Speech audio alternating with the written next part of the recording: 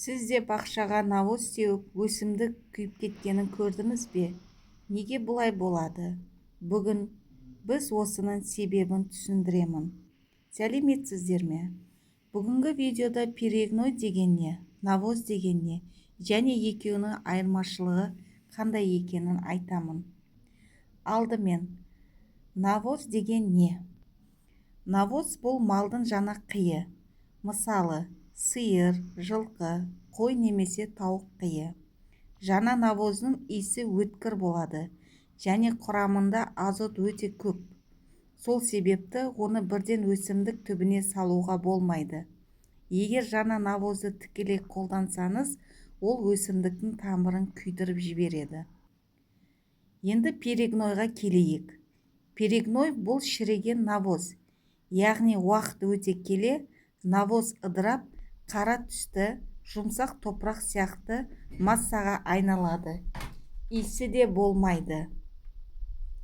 Жеңіл болады. Міне осы дайын табиғи тыңайтқыш. Айырмашылығы неде? Біріншіден, шіру дәрежесі. Навоз шикі, перегной толық шіріген. Екіншіден, қауіпсіздігі. Навоз қауіпті болуы мүмкін. Перегной қауіпсіз және дайын тыңайтқыш. Үшіншіден, навоз алдымен шіріп барып пайда береді.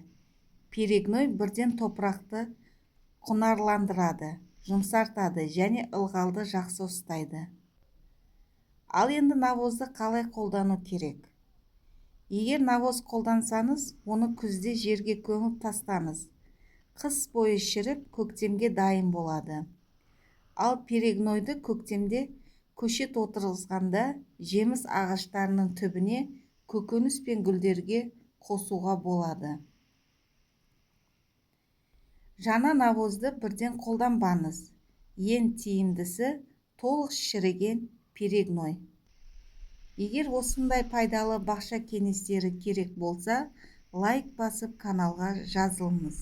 Ал сіз бақшада қайсысын қолданасыз? Навоз ба, әлде перегной ма? Жаңа навоздан өсімдік күйіп кеткен жағдай болды ма?